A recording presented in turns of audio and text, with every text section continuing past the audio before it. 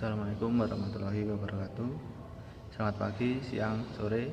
Perkenalkan, nama saya Ibrani Wahyu Fernanda, NIM D1A018-003 dari kelompok 4C 2018, mahasiswa Fakultas Peternakan Universitas Jenderal Sudirman.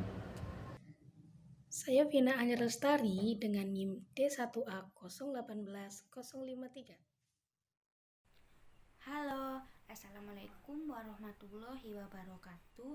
Perkenalkan, nama saya Vidi Nisabila, NIM D1A018-081. Saya dari kelompok penyuluhan 4C. Assalamualaikum, selamat pagi, siang, sore, dan malam. Perkenalkan, nama saya Efriza Raffi Maulana, NIM D1A018-122, mahasiswa peternakan unsur. Halo, perkenalkan nama saya Muhammad Noval Filardi, NIM D1A0181141. Assalamualaikum warahmatullahi wabarakatuh. Perkenalkan, saya Nabila Yudhistia Pratiwi dari kelompok 4C Praktikum Penyuluhan. Nah, di kelompok 4C ini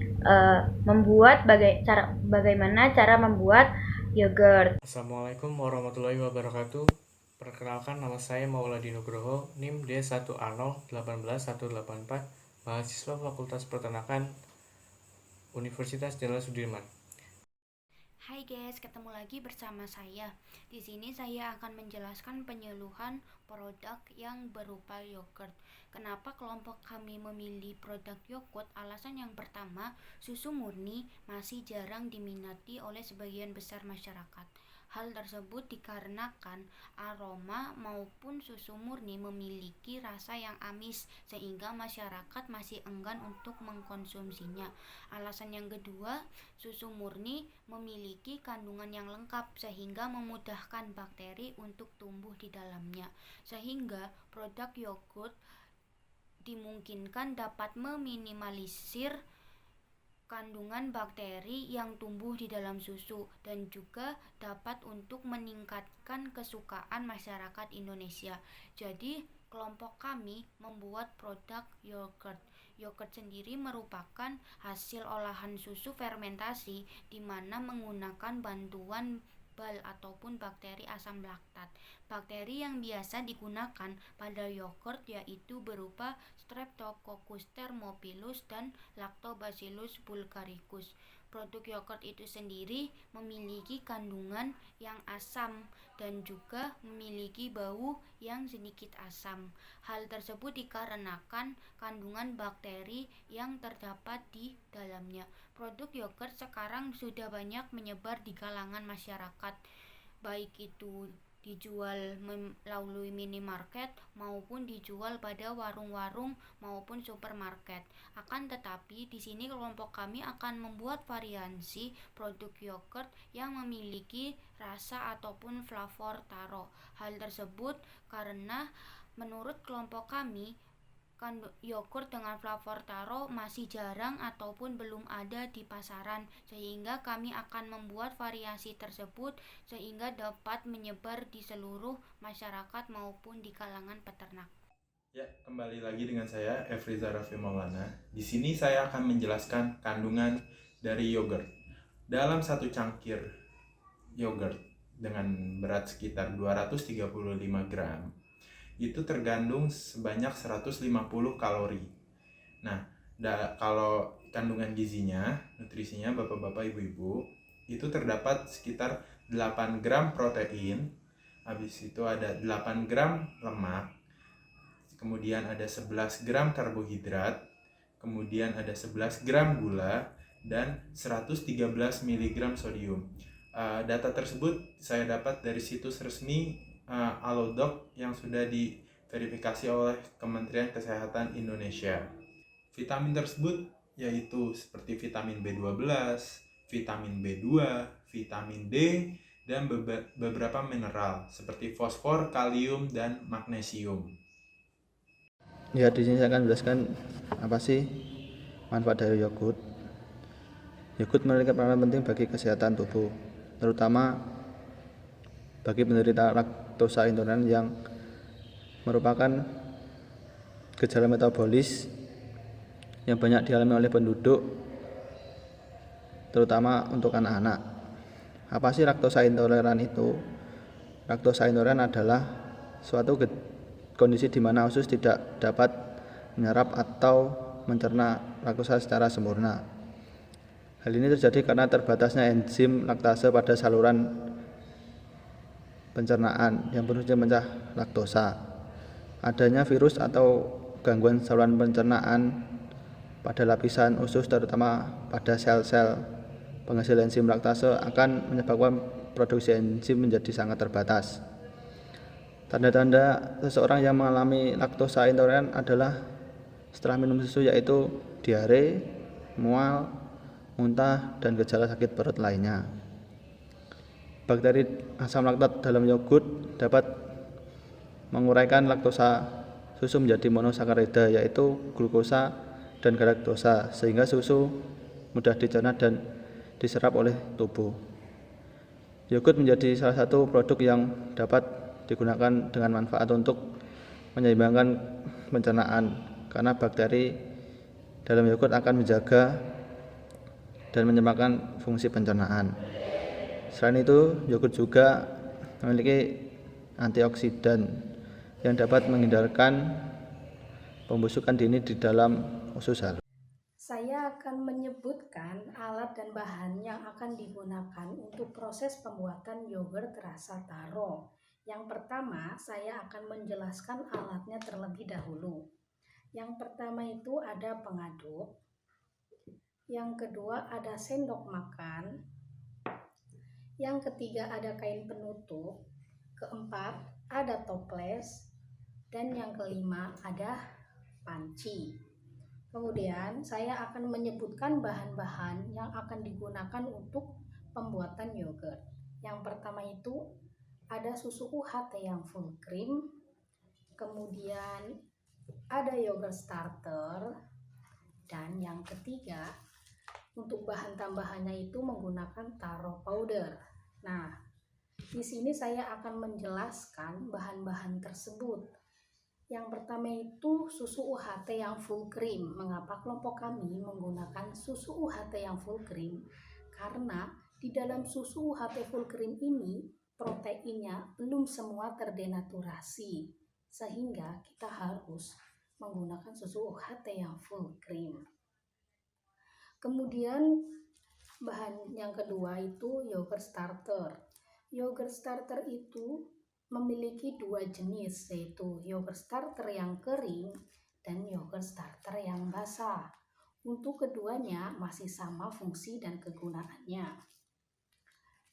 Kemudian ada bahan tambahannya itu taro powder. Taro powder ini juga disebut dengan taro bubuk yang terbuat dari talas ungu.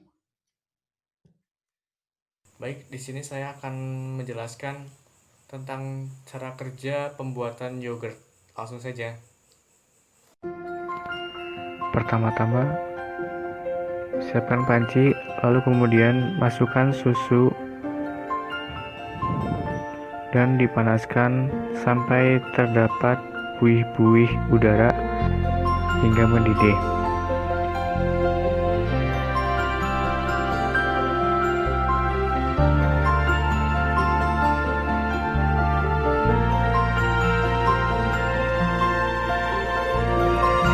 Setelah mendidih dan muncul buih-buih udara, kemudian matikan kompor, tunggu susu hingga dingin, dan kemudian dimasukkan starter yogurt atau buih yogurt.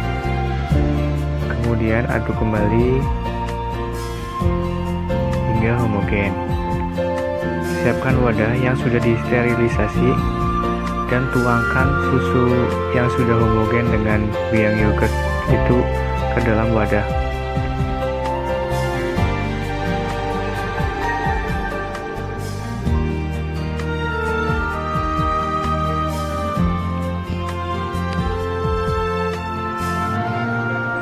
Jangan lupa untuk ditutup rapat sehingga tidak ada udara yang masuk.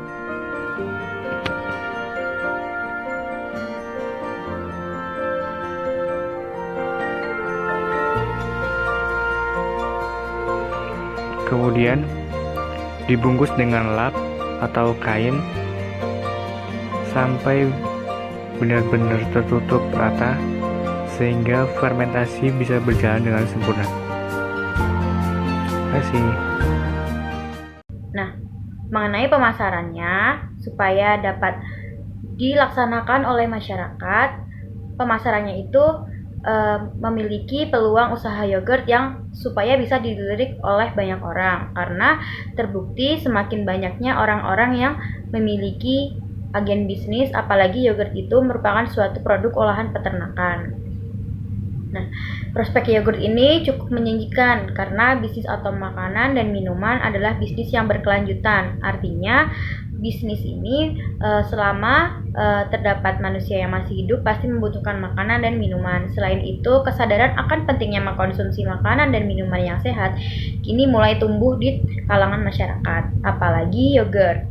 Berbeda dengan bisnis yang dijalankan oleh berupa barang atau jasa yang awet dalam jangka waktu yang lama. Misalnya bisnis furniture, di mana barang yang tidak habis dalam waktu setahun atau 2 tahun. Maka oleh sebab itu, prospek usaha yogurt cukup menggiurkan bagi siapa yang menjalaninya. Produk yogurt dalam kelompok 4C dikemas menggunakan cube. Produk ini dikemas dalam cube yang diberikan stiker dan label sebagai identitas produk yogurt. Penjualan produk bisa dijual melalui toko-toko kecil atau pasar seperti supermarket dan minimarket. Strategi dan metode pemasaran semakin berkembang dan beragam pada saat ini. Tiap produk yang ada di pasar memiliki tantangan besar di mana harus mampu memasarkan diri dengan menggunakan strategi yang tepat. Media pemasaran juga akan mendorong kemudahan segala macam produk untuk meraup keuntungan. Media yang digunakan yaitu melalui online marketing. Online marketing merupakan strategi pemasaran yang dilakukan melalui jaringan internet. Pemasaran seperti ini dapat memanfaatkan website atau blog, email, dan pemasangan iklan online, dan lain-lain. Pada era yang serba digital ini, pemasaran online tidak dapat diabaikan oleh pemasar produk. Maka perlu diketahui bahwa penggunaan media pemasaran online harus dimaksimalkan, karena memiliki kekuatan yang cukup besar untuk dapat memasarkan suatu produk, termasuk yogurt. Bisa kita ambil yaitu yang pertama, peranan penyuluh sangatlah penting dalam pembangunan peternakan. Salah satunya yaitu memberikan edukasi maupun informasi kepada masyarakat maupun peternak. Hal ini dikarenakan penyuluh sangatlah dekat kepada peternak maupun masyarakat dan berhubungan langsung di lapangan. Yang kedua, yogurt merupakan salah satu contoh produk fermentasi yang mengandung banyak nutrisi. Proses fermentasi yang terjadi akan menambahkan kandungan gizinya. Produk dijadikan alternatif pangan untuk menjadikan gaya hidup sehat. Yang ketiga, manfaat yogurt diantaranya yaitu mengatasi laktosa intoleran dan memperlancar saluran pencernaan. Saran, penyuluh sebaiknya memahami materi yang akan disampaikan sebelum menyampaikan penyuluhan. Yang kedua, ketika dilakukan penyuluhan, selain menyampaikan bahan produk, juga sebaiknya ada motivasi dan dukungan yang meningkatkan semangat masyarakat.